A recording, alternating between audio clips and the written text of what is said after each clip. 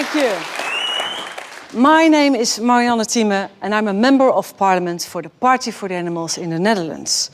And our party is the very first in the world to champion the rights of non-humans in the national parliament. However, there are other problems in the world aside from animal welfare. So tonight I'm going to tell you some very hard truths about what we are doing to our planet.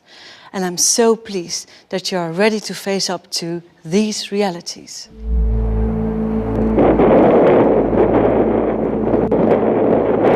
If you look at the 10 hottest years ever measured, they've all occurred in the last 14 years. The world is heating up fast and we have ourselves to blame.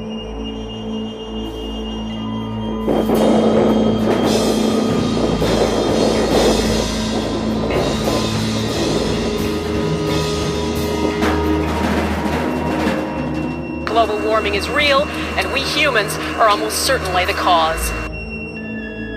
Global warming, that's the world's greatest current concern. Everyone finds themselves in its grip, from scientists to politicians to the Secretary General of the UN and even Leonardo DiCaprio. We face a convergence of crises. Industrial civilization has caused irreparable damage. By the middle of the century, there may be 150 million environmental refugees. Not only is it the 11th hour, it's 11:59.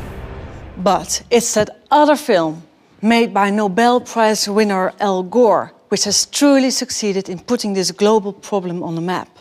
An Inconvenient Truth was a real wake-up call to the world. This was a great achievement for Gore. However, he forgot something rather important. The consequences of global warming are enormous. The climate researchers from the Intergovernmental Panel on Climate Change have estimated that by the year 2100, 1 to 3 billion people will be in dire need of fresh water. Hunger will increase throughout large parts of the globe. So it should come as no surprise that global warming is currently our foremost concern. Everyone who has seen Al Gore's film knows that our Earth is in bad shape. Greenhouse gas emissions must be reduced. This is on the agenda of every world leader. The causes of global warming must be dealt with now. And so, together we must identify the greatest emitters of greenhouse gases in our society. What do you think? What are the sources of greenhouse gases? The cars we're driving and the water waste and all the trash we don't care where we're throwing it, that's what I think. Cars, buses. It's industry, it's gasoline, it's energy use. All the fumes from cars, too many vehicles maybe. Fumes in the air, all the gas and people driving in the city. Cars, factories, planes. I imagine the aviation industry hasn't helped. I mean, one airplane can fly across country and it's like 40 tons of carbon. 40 tons, that's a lot. I think in one word, I would say pollution. Coal power stations, gas power stations. People using more energy than they need to. We are wasting a lot. An excessive use of gases. And also coal burning stations, especially in China. All the pollutants that we pump into the air day after day. Everyone says the same thing. It's the cars, the planes, the industrial plants. It's because we leave our lights on and take long showers. Always the same familiar answers. And, well, yes, of course it's true. But no one has yet won the grand prize. Because we're forgetting one extremely important factor. 18% of global greenhouse gas emissions are caused by livestock farming. That might surprise you. Farmed animals, 18%. And guess what percentage of total global emissions are caused by transport? 13%. Just think. All the cars, tractors, trucks, ships and planes in the world added together emit fewer greenhouse gases than livestock farming. Oh, really? Wow, I thought it was mostly cars. Wow. Wow. Livestock. That's crazy. So more than the cars. Are you serious? Yeah, I didn't know that. That's insane. No, I did not know that. No. That's news to me. I've never heard that. I'd never heard the livestock connection, no. Well, I knew there was some. I had no idea it was that extensive. How does it come from livestock exactly? What do you call cow farts? What do you call that? Okay. Yeah, the methane gas coming from the cows. Yeah. It's cow shit, right? Doesn't cow poop? It's the emissions, right? I thought it was just fat people in the South here in America, but no, apparently it's cattle as well. It's quite worrying. Okay. But I saw an article that say because the cow, what they fast, and then actually the fasting make the global warming. Yeah. But how can it be that farm animals place a heavier burden on the environment than the entire transport sector worldwide? Well, actually, it's rather simple.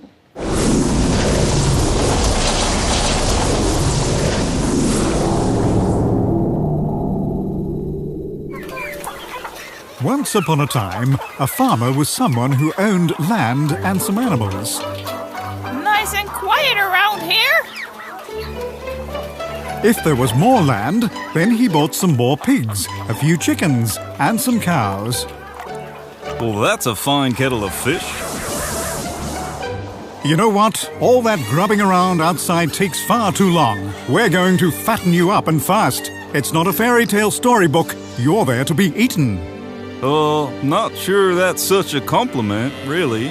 We'll squeeze you all together nice and efficiently, and you'll all get sick right away. You're telling me. Listen, Piggy, I'm not interested in your personal vision right now. In the Netherlands alone, you lot produce 70 billion kilos of dung. Do you know how bad that is for the environment and the climate? Sorry for living. Did you know that cows of all farm animals are the largest producers of greenhouse gases, mostly through all that belching and farting? Do you know what the problem is? You're eating us out of house and home. Who was just so pleased about fattening us up?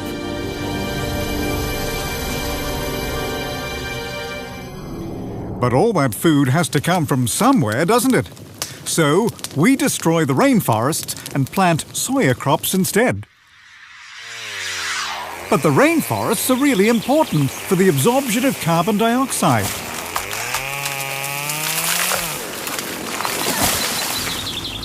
And then we spray the stuff with pesticides and we ship the soya off to Europe where it ends up in your feeding troughs. So well organized. What are you people up to?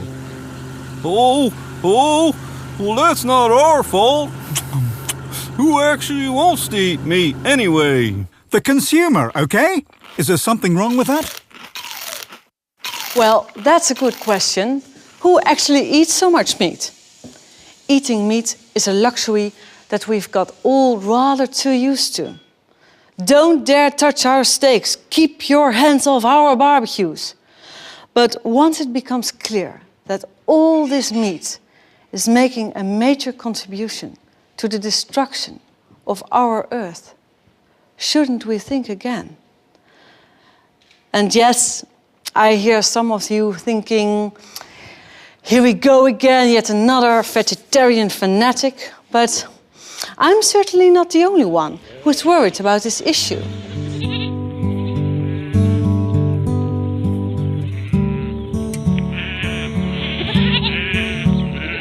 I'm farm manager.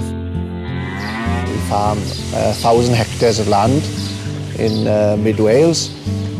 We have around 800 head of cattle, including 550 dairy cows. We have 3,000 head of sheep, and we grow some arable crops. We can't deny as farmers, as agriculturists, that methane produced by cows contributes to global warming.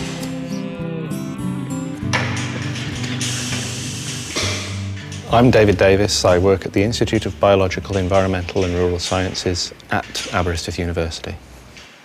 Cows have a very complex digestive tract, more complex than humans. Within their stomach, they are able to digest plant fibre, and humans cannot. To do that, they need a very complex mix of bacteria and fungi and protozoa within their digestive system. Now, these microorganisms do not have access to oxygen, and the food that we eat as people gets converted into carbon dioxide and water. Because ruminants in the rumen don't have access to oxygen, they need to produce a different range of end products. And one of the key ones from the rumen is methane. When you compare with carbon dioxide, methane is 21 times more potent. The cow eats the feed in front of it, and it goes into its stomach, and as a result of that, the cow burps a lot. And this gas, which is produced when the animal burps, is one of the gases linked to warming and the greenhouse effect.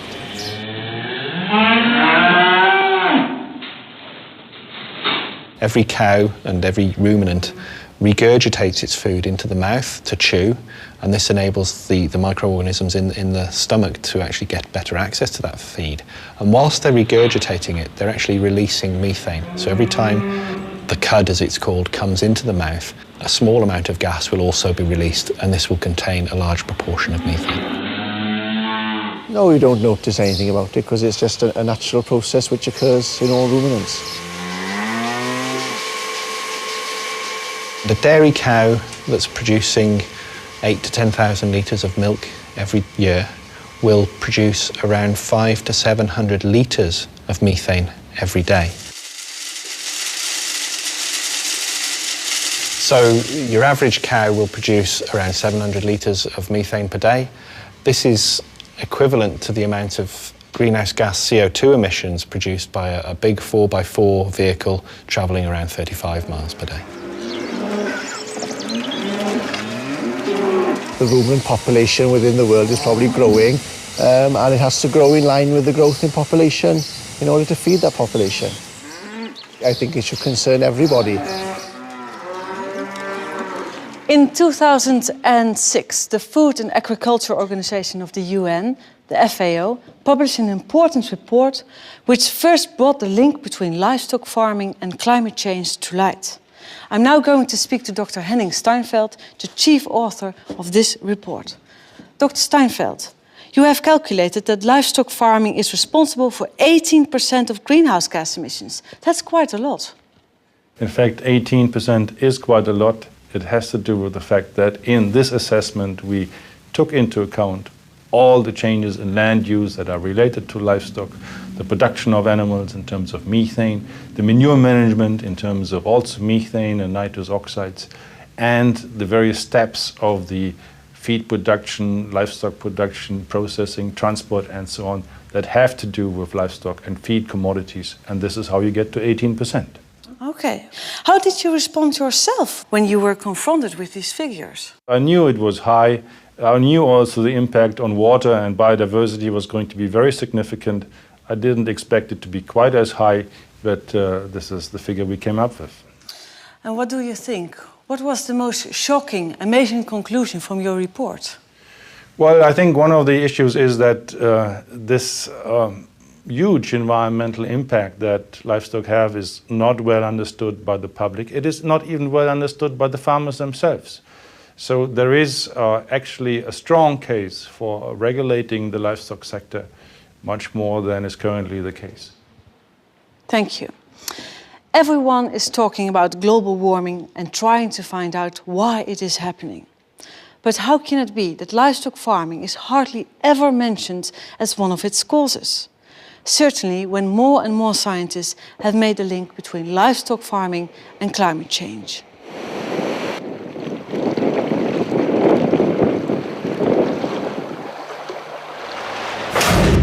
It's not generally known, but between 40 and 50% of all cereals are not eaten by humans, but by livestock. And for soy, that's about 75%. If you consider that it takes about 7 kilograms of grain, that's corn and soybeans, to just make 1 kilogram of beef, we're talking about hundreds and hundreds of hectares of soy being planted in former rainforest to provide meat. That's not a very efficient way of producing protein food.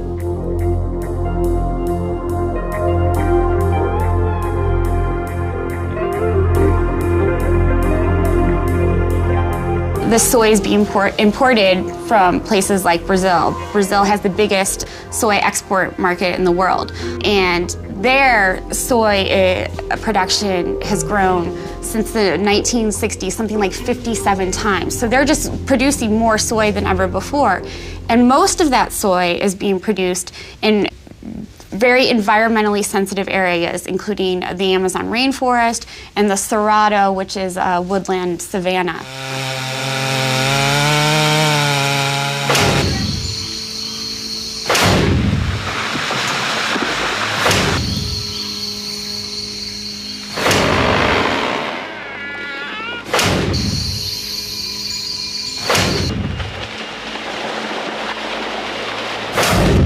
What can I say? It's a disaster.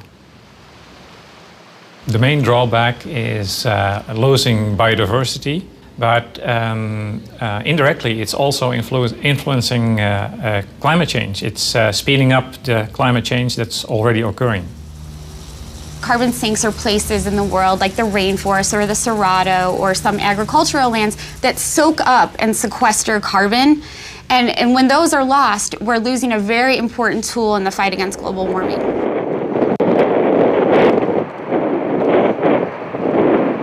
Today, there's nothing more important than trying to contain the problem of global warming. And to do that, we cannot afford not to pay attention to agriculture. If we want to just achieve a fairly conservative objective in this sector, which is to stop this sector adding more by the middle of the century, then we have to take quite radical steps, because the natural dynamic is that as populations get richer, they almost universally consume more animal products. In the global context at the moment, this argument really, in a way, focuses on China, because China is the biggest increaser in meat consumption. It's doubling every 10 years. The population of pigs and chickens in China is doubling every 10 years. These are monogastric animals. They don't create a greenhouse gas problem in terms of methane release, but they do create environmental problems because they have to be fed. And the feedstuffs have to come from global sources, and they come from soybean production in Brazil, which comes from deforestation and so on. If the rich countries keep on consuming at their high level, and countries like China come up to our high level, then the situation will be much worse, and that will make it very much more difficult to achieve global warming targets overall. So it's rather strange that most governments only focus on quick fixes, like taxes on gas guzzlers. Certainly when you realize that research shows that in a year, a cow in the Netherlands will produce just as many greenhouse gas emissions as a car that drives 70,000 kilometers. 70,000 kilometers. This means driving around the globe more than 1.5 times. In a medium-sized car, I should add. The image we get to see of global warming is always so one-sided. We only get to see factory chimneys and traffic jams. Where are the public information campaigns about the relationship between carbon emissions and eating meat? I certainly haven't seen them yet in the Netherlands, despite the fact that we slaughter 500 million animals here each year. Animals, however, discover exactly what factory farming is very early on in their lives. Piglets, for example, are castrated without anesthetic. Their tails are docked, they are forced to live in dark concrete stalls and usually only see daylight when they are taken to slaughter. It's not much different for other factory farmed animals. Take laying hens, for example. They are crammed into battery cages and their beaks are trimmed to stop them from pecking one another. Since 2006, I have represented the Party for the Animals in the Dutch Parliament, and I strive to put an end to these kind of practices. But my work doesn't just stop at animal welfare. It's only recently that the Dutch Environmental Agency has sounded the alarm at the speed at which we are exhausting the earth and its resources. The Netherlands uses 4 times its own surface area to produce what we consume. Think of it like a buffet. We are heaping up our plates with enough food to feed 4 people, which means that there will be not enough left for those at the back of the queue. 1 billion people on our planet suffer from obesity, while elsewhere 1 billion people go to bed hungry every night. Something is seriously askew, and we should really talk about it. Right now, half of the total global wheat harvest is used as livestock feed to support our meat and dairy consumption. Half of the entire harvest, while at the same time people in poor countries are starving. And there doesn't seem to be an end to this. We keep on consuming more and more and more, and in the future we'll have to exploit other people's natural resources even more than we do now. And this will be at the expense of those people, clean water, clean air, and also our environment. So let me sum this up for you. Scientists say that it simply takes far more land and energy to produce animal protein than plant-based ones. To produce animal products, you need up to 10 times as much land as needed to produce vegetable products. And this is due to the fact that all this land is needed to produce feed for these billions of farm animals. Films like An Inconvenient Truth have made a very important contribution to the debate on global warming. Yet the only cow that I saw on screen symbolized little else picture-perfect youth in Tennessee. In the whole Inconvenient Truth, not a single word was said about livestock farming or the impact of this polluting industry. Dr. Steinfeld, how is it possible that livestock doesn't play a role in the discussion about global warming?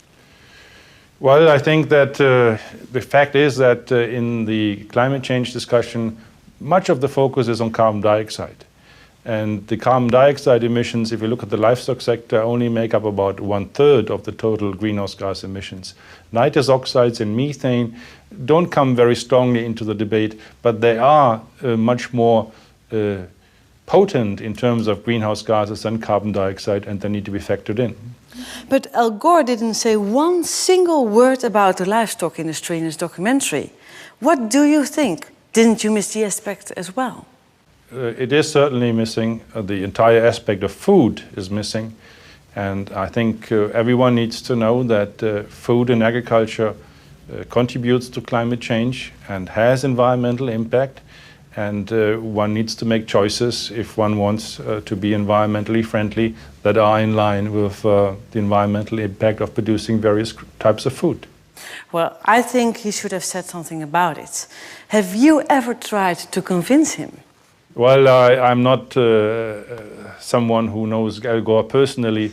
I think that at my level, publishing results and talking at conferences and talking to the media, such as in this case, is all I can do.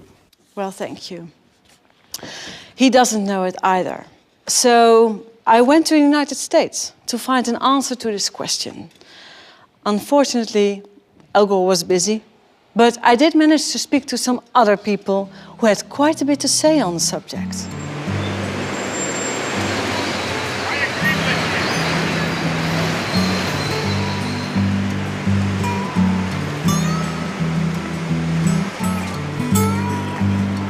Yeah, you look great. Hello. Hi. Some information? Thank you. Have a nice day. Hi. Hi. Hi. Hi. Nice to meet you finally. Yeah. Yeah, you do such great work. Thank you. Thank you. Yeah. Having a good time. Yeah. What are you doing here? Well, we're out here trying to show people that if they're eating meat, they're engaging in the #1 most environmentally destructive behavior they could engage in. And showing people that rather than cars and trucks and SUVs, even rather than planes, meat is the #1 cause of global warming. Do people believe that when you tell them? People are shocked to find out. We hear so much about cars and trains and planes and energy, and people don't realize that it's actually the meat on their plate that's causing global warming rather than the car that they're driving even. Get you some information here? Thank you. Thank you. How's it going? There you go. Check that out when you get a chance. Thank you. Check that out. Thank you. We use this catchy phrase, climate change. It's really just a way to grab attention and get people to look in our direction long enough for us to give them a leaflet and explain the issue a little bit further. And get them to go home wondering, how is it that meat causes global warming, rather than wondering what's on television tonight or what am I going to have for dinner tonight. Hey there. One of these? Thank you. Saying that power plants are the #1 cause of global warming is like saying that humans are the #1 cause of global warming. Power plants don't emit energy, don't create energy for the purpose of just creating energy for the sake of it. They create it for industries. And one of the industries that uses the most energy is factory farming. All right.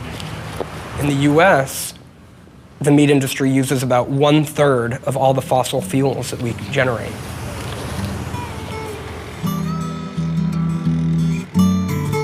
Headquarters of People for the Ethical Treatment of Animals, in short, PETA. They have almost 2 million members and are active worldwide. I love this one as well. Oh, yes. This is a very famous one. We've got this. I suspect that for Al Gore and for a lot of other people, it's just too inconvenient of a truth. Gore was a politician and is beholden to a lot of industry people in many different industries, probably in the meat industry too. And while he certainly has done admirable work, it's disheartening, to say the least, that he has continued to ignore the fact that the meat he's eating every night for dinner is the #1 cause of global warming.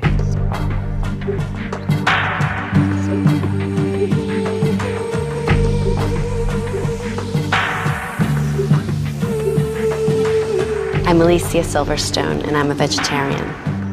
There's nothing in the world that's changed me as much as this. I feel so much better and have so much more energy. It's so amazing. There's a prominent environmental group in the US called Environmental Defense, and they recently wrote on their website that if every American replaced chicken with vegetarian foods in just 1 meal per week, it'd be the equivalent in carbon dioxide of taking about 500,000 cars off of US roads.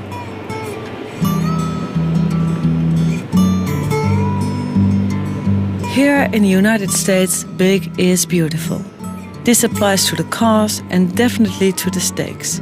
The average American eats 124 kilos of meat a year, 44 more kilos than the average Dutchman. At night, at the hotel, I watch a classic about American factory farming. Here you go, Leo. Psst. Leo. Who are you? And how did you know my name? I am Mufius, and I know a lot about you. Have you heard of the Matrix? The Matrix? Do you want to know what it is? Okay. The Matrix is all around you, Leo. It is the story we tell ourselves about where meat and animal products come from. This family farm is a fantasy. Take the blue pill and stay here in the fantasy. Take the red pill and I'll show you the truth.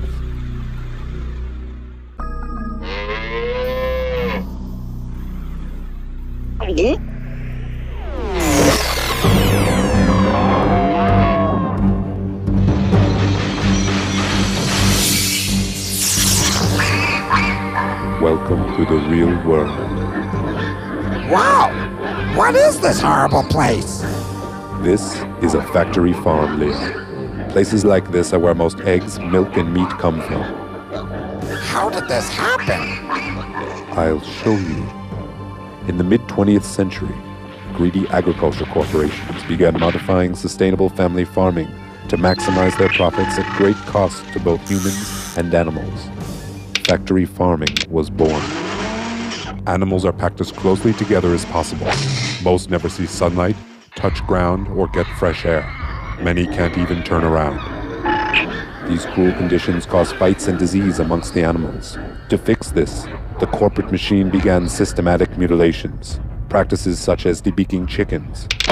And they started adding a constant dosage of antibiotics to their feed, just to keep these poor wretches alive. This overuse of antibiotics breeds super strains of resistant disease-causing germs. Every day we get closer to an epidemic that cannot be stopped. Ew! What's that smell? 12 million pounds of excrement. This pollutes the air and groundwater. That's why communities near factory farms often suffer from high levels of related sicknesses. Well, it smells like shh. And what's more, factory farming corporations have been destroying communities and mistreating their workers for decades. Since 1950, over 2 million small hog farms have disappeared. If they continue at this rate, there'll be no real independent family farms left. That is the matrix, Leo. The lie we tell ourselves about where our food comes from. But it's not too late. There is a resistance. Count me in!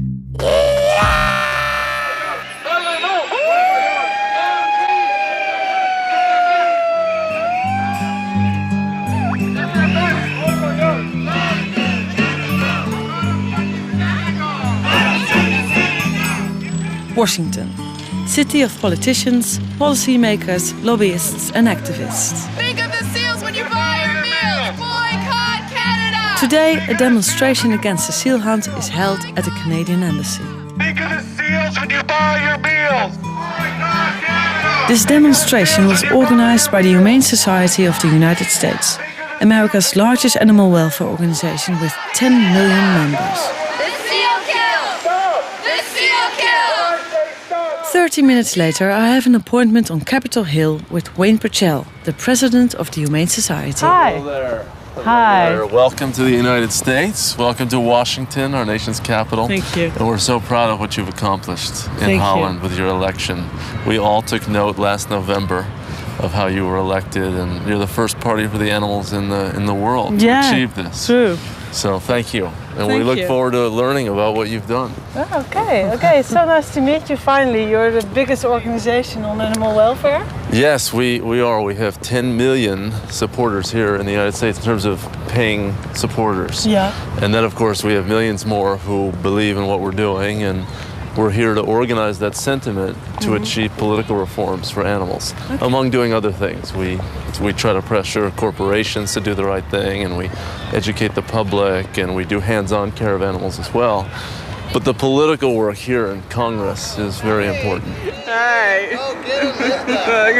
You guys quit. 1, 2. Factory farming is the biggest abuse of all, because in the United States alone, there are 10 billion animals raised for food. It's an extraordinary number, and the average American eats 80 or 85 animals per year. And we want to see that number reduced, and we want to see the animals out of these terrible confinement systems. Why do you think Al Gore didn't mention factory farming? You know, I think that he probably thought that he was giving a lot of information already to people with an inconvenient truth, and maybe he thought people would shut down if it affected them too personally. Because it gets very personal when you're talking about eating animals and you're talking about something that is part of the American diet. He thought, oh, well, this is going too far. But the public is slowly waking up. I do not believe that we can have a good situation for animals or the environment if we continue to eat as much meat as we are eating. But even if you reduce your total consumption by half, and instead of eating 80 animals, eat 40, you cut in half the greenhouse gas emissions. So we do think that our fork is a powerful tool. So they're clear about this in the United States. The power lies with the consumer. As consumers, we can make a difference by changing our diets. Matt Prescott says that meat is the #1 cause of global warming, and he gives a good example of this. If every American ate no chicken for just 1 day a week, then this would reduce just as much pollution as taking 500,000 cars off the road.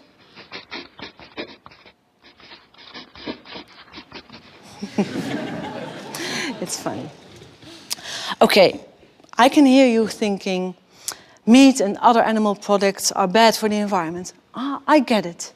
But don't we need meat and milk for our health? Where else do we get the calcium for our bones, the iron for our blood, and the vitamins and minerals we need to keep us healthy? Advertisers and food producers have done so much to indoctrinate us that you nearly end up believing it.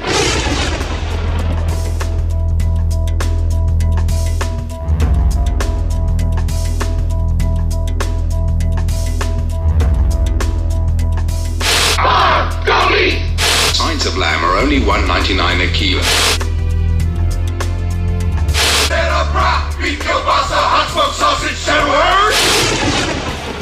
The message is clear. Milk is essential, meat is good for you, cheese is healthy for us all.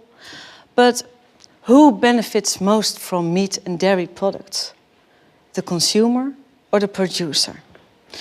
Do we really need all that animal protein? Generally speaking, there's not a real problem for health if we have much lower meat consumption, and there are potential benefits. I mean, after all, colon cancer is one of the commonest cancers in high-income countries, and the risk of colon cancer is higher with high meat consumption. So there'll be a real benefit in terms of lowered colon cancer risk, for example. Going from our level of consumption to something that's just a bit below half of that would not involve any significant health harms and would almost certainly bring health benefits. As you probably already guessed, I'm a vegetarian. I actually used to like eating meat quite a lot. But that was until around 12 years ago when I saw a Dutch TV documentary called What the Cow Wants. It contained some really bizarre footage. Deze penskanule is een paar jaar geleden gemaakt.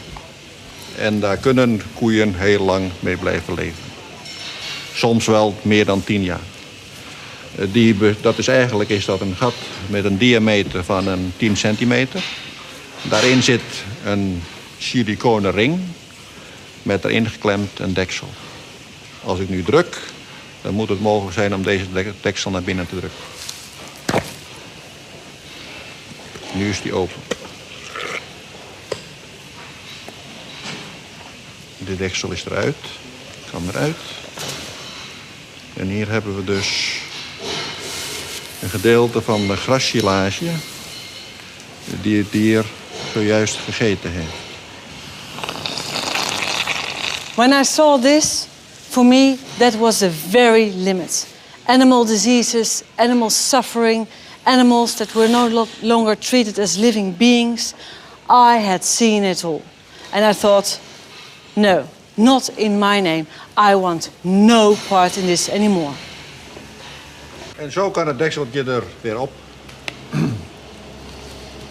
In the factory farming industry, animals are adapted to the food that we choose to give them and to the massive stalls in which they are forced to live.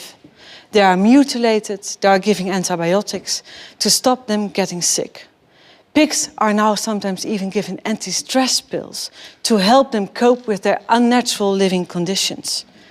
Yet the fact that it turns out that livestock makes an enormous contribution to greenhouse gas emissions by belching, farting and defecating doesn't necessarily mean that we'll start keeping fewer cows, pigs and chickens. No, the industry will simply dream up something new. Would you believe it? They now even make fist-sized pills to stop cows from farting so much. But you know, consumer resistance against factory farming is steadily growing due to the increasing awareness of animal suffering that it entails. And sometimes you come across people from an entire different background who surprise you. It was in America that I met a man who is known as the Mad Cowboy. He was a factory farmer who got out of the livestock industry and went vegetarian around the time of the mad cow disease crisis in Europe.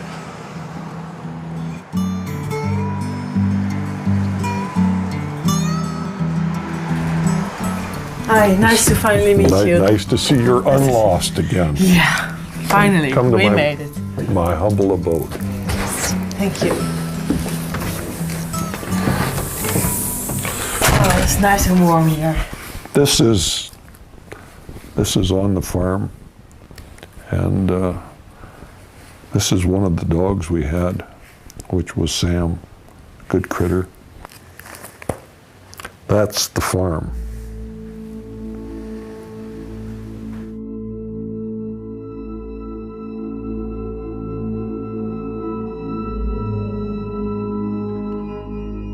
I'm a fourth-generation farmer, rancher, feedlot operator from Montana. At one time, I had 7,000 head of cattle, 12,000 acres of crop, and 30 employees. I spent 45 years of my life in production agriculture. Not something I learned from a book. I learned it by doing it. I was a factory farmer, the worst of all. Not a family farmer, but a factory farmer. Never met a chemical I didn't like.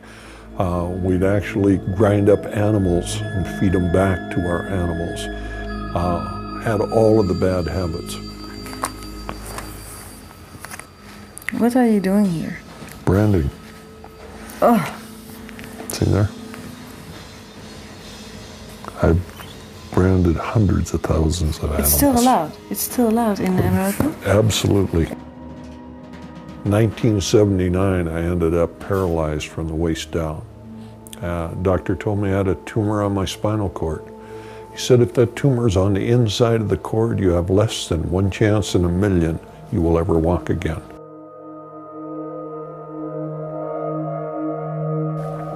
Made me stop and think for the first time in my life that I was part of the problem, not part of the solution. I saw the birds die, I saw the trees die, I saw the soil changed. And it was not until I was paralyzed that I was willing to admit that I was the problem. I ended up with a 1 in a million operation. I've walked out of the hospital with a 1 in a million operation, but I walked out a much different individual than I walked in. I knew that what we were doing was wrong, was absolutely, totally non-sustainable. Here's a scone that my wife made. Try that.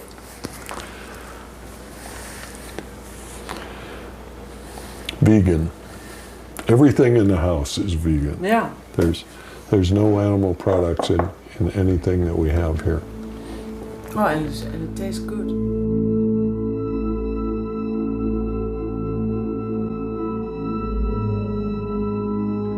Everybody thought the same way. It was mass hysteria. Everybody was doing it. It must be okay. You started from the time you were a child. And can you imagine what it was like when I first asked myself the question, should we be eating animals? It was one of the most thought-provoking questions I ever had in my life, because I had never even considered that. No. And when you stop and think about it, it is so straightforward and open. Should we eat animals? Absolutely not. Do we need them for protein? Absolutely not. Are they good for us? Absolutely not. Do they enjoy us eating them? Absolutely not.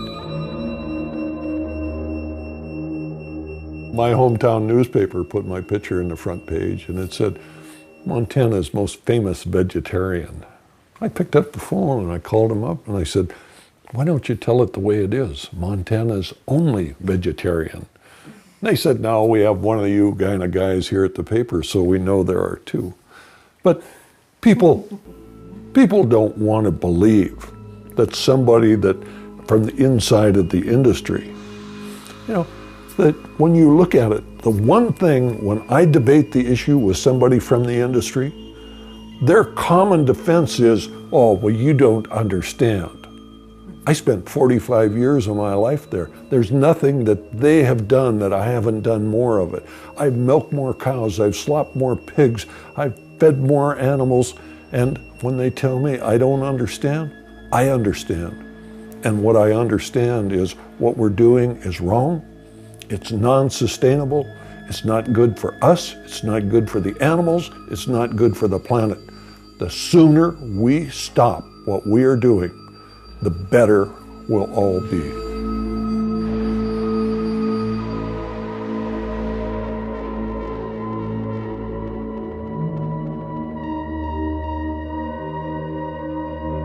Did you also notice that there are more women vegan or vegetarian than men? Well, yeah. You know why? Tell me why. They're smarter. Ah. Yeah. Do you know why women live longer than men? Tell me. Because men have to live with women. You know, what I did is I went out on the road and I started talking to people. I traveled about 100,000 miles a year. It was not unusual for me to do 3 or 4 lectures a day. Some of the groups were large, some of them were small. The largest group I ever talked to was 40,000. The smallest was 2. We should never count the crowd. You never know how many people that are there are going to get the information. My job was not to save the world. My job was to do everything that I could do so people would make better choices. And I've done that now for over 20 years. And I think that when I had the opportunity, I was able to change the way a lot of people thought. Was it going to be enough? I don't know. But I did what I could. Do you think there are more vegetarians now? Oh, sure. You know, my hometown actually had a vegan restaurant. Isn't that amazing? The man that gets the Nobel Prize for the film on global warming neglects the #1 cause of global greenhouse gases? Does that give you some idea of the power of the industry? That a man that was out there to change the world on global greenhouse gases, do you think he did not know about it? Or was he just unwilling to stand up to the power that they had? When I went on the Oprah show and I told a few million people that we were grinding up cows and feeding cows, they sued Oprah, Harpo Production, and myself for 6 years in court. Cost us hundreds of thousands of dollars to protect ourselves for telling the truth.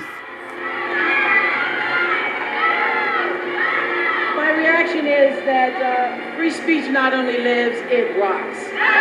Maybe Al Gore was worried about the power of the industry, or maybe he was self-serving because he actually raises cattle himself. And if you look at Al, since he left office, there is no doubt in my mind that he's eating well too many of them.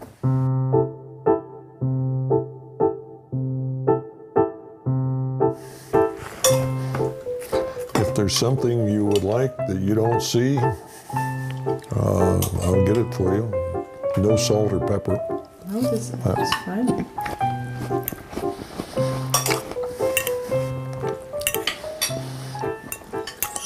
What was your favorite meat product when you were? Hamburger. Hamburger? You ate a lot of hamburgers? Yep. The best meal in the world was pork and beans potato salad and hamburger. I could eat that 3 times a day, every day. Breakfast, lunch, and dinner. Didn't make any difference. Really? Loved it.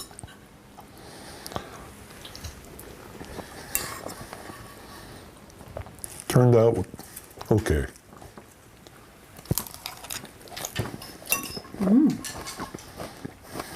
Why so, not say it turned out great? Well, if my wife cooked it, it'd been better. But it just goes to show that if an old cattle farmer can do this, anybody can do it.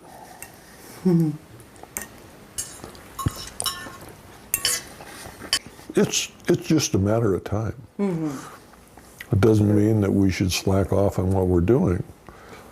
But if we do everything we have the capability of doing, we will win. There's no doubt in my mind. The FAO has made some very interesting calculations.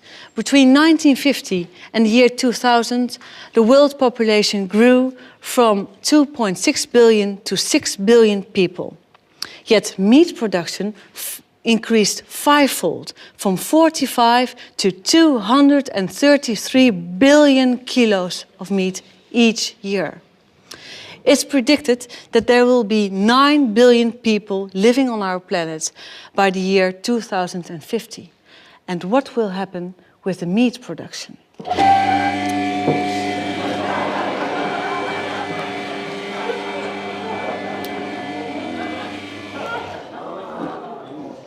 The meat production will double to 450 billion kilos of meat by the year 2050.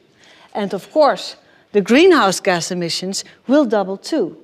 And I'm talking about kilos of meat every time, but of course we are talking about living and breathing animals. In a lifetime, the average European will eat 7 sheep, 24 rabbits, 43 turkeys, 789 fish, a third of a horse, 5 cows, 42 pigs, and 900 chickens. So the average European devours 1,800 animals in a lifetime. If every person on our planet were to do the same, we would need 142 billion animals every year. In truth, the agricultural sector worldwide has gone off the rails. The cycle has become completely disrupted because we have started to produce meat as cheaply and intensively as possible. Forests in South America are disappearing because Europe demands huge amounts of animal feed. The gigantic factory farming industry in the United States, the huge level of meat consumption in the Western world, all at the expense of the climate, biodiversity, drinking water, and food for the very poorest people on Earth. If we don't change our eating habits, we will be consuming 450 billion kilos of meat by 2050. What does that mean for our planet? Dr. Steinfeld, what does it mean for our planet? What's your scenario? Well, there is a pessimistic scenario, and that is that nothing is done about it, and we continue to produce animals in the way we do right now. And in that case, the environmental impact is going to deteriorate beyond measure. And there is a need to urgently address this issue and to deal with waste, to deal with greenhouse gas emissions, to deal with biodiversity losses. And measures are available, technology options are available. What is lacking is the political willingness to act on these and to steer the livestock sector into a more sustainable way. But suppose we eat no meat for, let's say, 1 day a week. Will that have any positive impact on the environment? What do you think? Well, the impact of livestock production is probably disproportionately high compared to other sectors.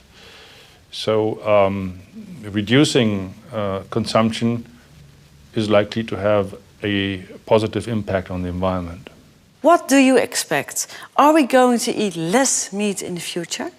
I think that the human health concerns and the welfare, animal welfare concerns and the environmental concerns will be increasingly appreciated by a growing number in the public, and that will lead to a slow decline in, at least that's my personal prediction, to a slow decline in the consumption of meat in particular. Okay, thank you. Dr. Steinfeld is not very optimistic, but he also points to a lack of real political will to change things.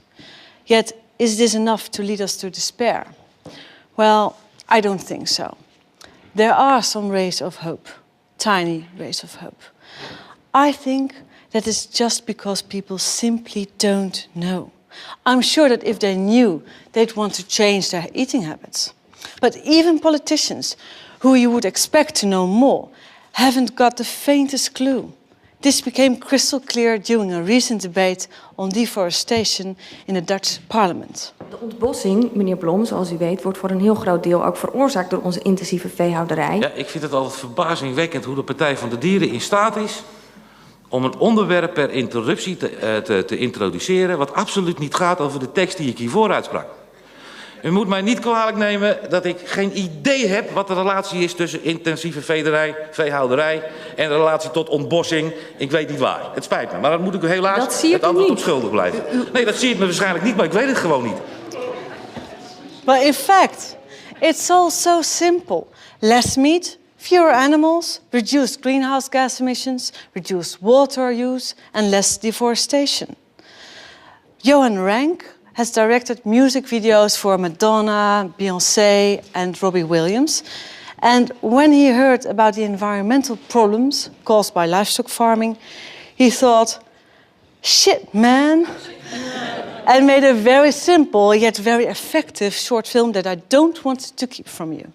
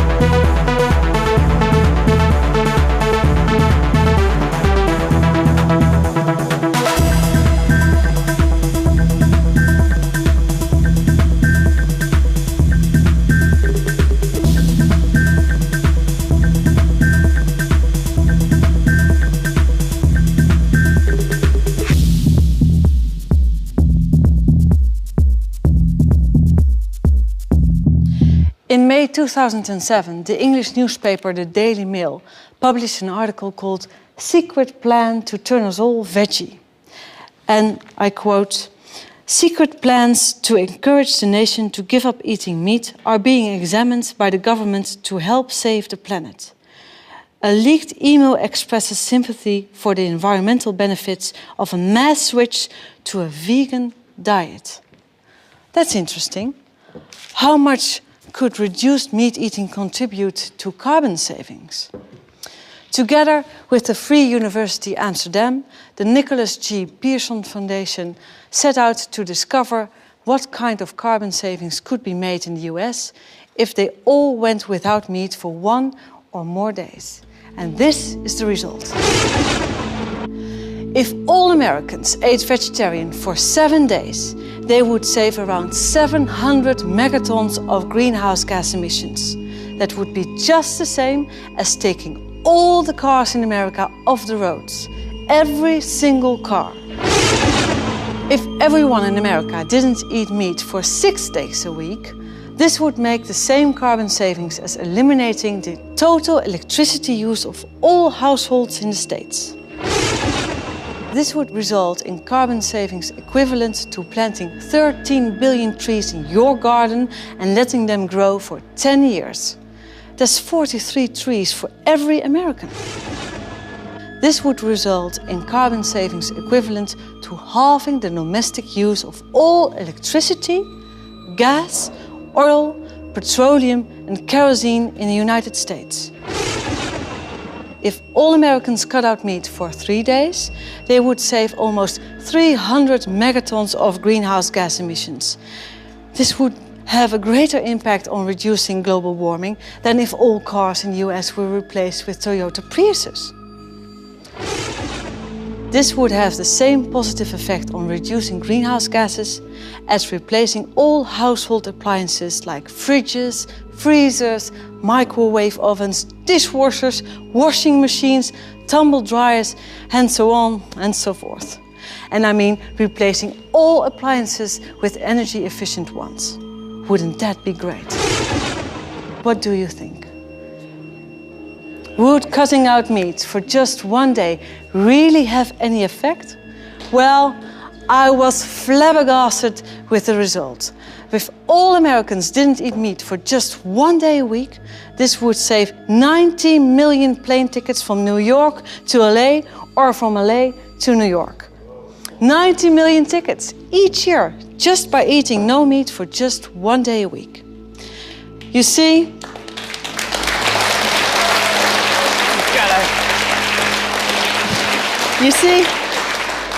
a small step for a man is a giant leap for humanity and all living creatures.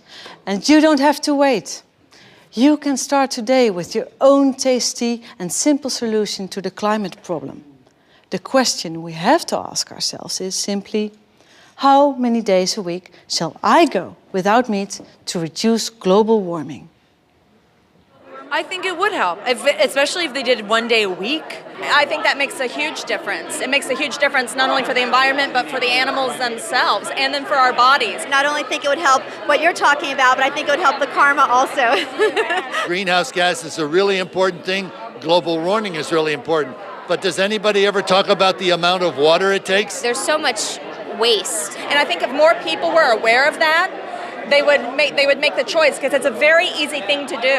It's a very easy choice to make, to just skip meat for a day, 1 day a week, you know, and then 1 day becomes 2 days, and then 2 days becomes 3 days, and gradually it can make a significant impact. Absolutely. Being a vegetarian uses 1/10 the resources than eating meat does, so obviously it would help, you know, perpetuate human life on Earth if everyone did. Hopefully it all turns around. I think it definitely was the missing part of the inconvenient truth. Animals are suffering, people are suffering. I mean, we need to do something quickly. You know, you can't be a meat eater and call yourself an environmentalist. You can get a lot of protein from peanuts. I was raised in Canada, meat and potatoes. I never was a big meat eater my whole life, but you're raised that way, and it's really hard to switch gears. So I think when people just do the best they can. Should all eat less animals, or maybe just none. I think that would make a tremendous difference. You don't have to go 100% vegetarian, but we don't have to just have this mass gorging of meat that happens especially in the United States of America. Yes, I don't expect everyone on the planet to give up all meat. I think that's unrealistic, but I do think we could get people to understand that meat shouldn't be something they have for their own health on as regular a basis as they do have it. People don't think twice when they eat meat. People don't think twice the way their meat is manufactured. People don't think twice about those factory farming practices because it's not as close to them. But yet, if you're driving in a car, an SUV that may be much bigger and is not a hybrid, possibly like your car, is something that you can pick on.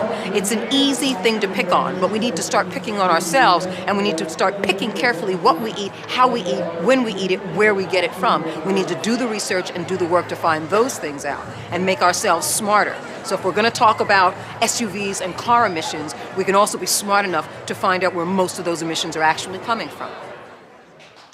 Right.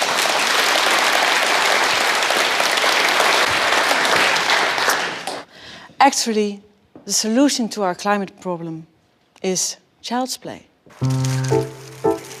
The production of 1 kilogram of beef is just as bad for the environment as driving around in the car for 3 hours while you left all your lights on at home. If all people in the world started eating as much meat as we do, then we'd need nearly 3 planets to be able to feed them all. And that's not possible.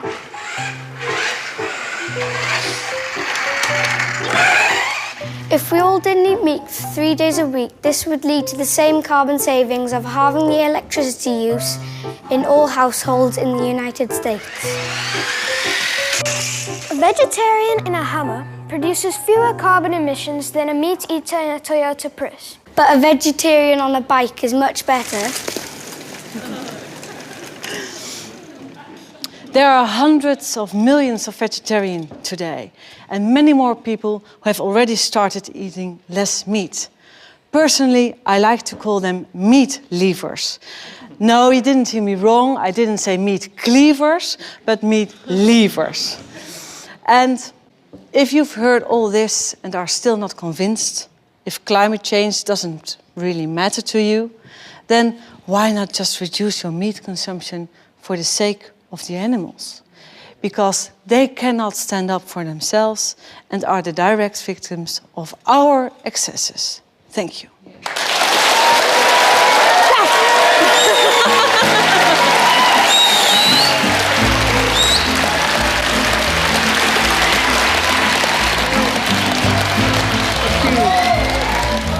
Fat and docile, big and dumb, they look so stupid, they aren't much fun. Cows aren't fun. They eat to grow, grow to die, die to be et at the hamburger fry. Cows well done. Nobody thunk it, nobody knew, no one imagined the great cow guru. Cows are one. He hid in the forest, read books with great zeal. He loved Che Guevara, a revolutionary veal. Cows say tongue. He spoke about justice, but nobody stirred. He felt like an outcast, alone in the herd. Cow doll drums. He moved, we must fight, escape or we'll die. Cows gathered around, 'cause the stakes were so high. Bad cow pun. But then he was captured, stuffed into a crate, loaded onto a truck where he rode to his fate. Cows are bummed. He was a scrawny calf who looked rather woozy. No one suspected he was packing an Uzi. Cows with guns. They came with a needle to stick in his thigh. He kicked for the groin. He pissed in their eye. Cow well hung. Knocked over a tractor and ran for the door. 6 gallons of gas flowed out on the floor. Run, cows, run. He picked up a bullhorn and jumped up on the hay. We are free-roving bovines. We run free today. We will fight for bovine freedom and hold our large heads high. We will run free with the buffalo or die. Cows with guns. Crashed the gate in a great stampede, tipped over milk truck, torched all the feed. Cows have fun. 60 police cars were piled in a heap, covered in cow pies, covered up deep. Much cow dung. Black smoke rising, darkening the day. 12 burning McDonald's. Have it your way. We will fight for bovine freedom.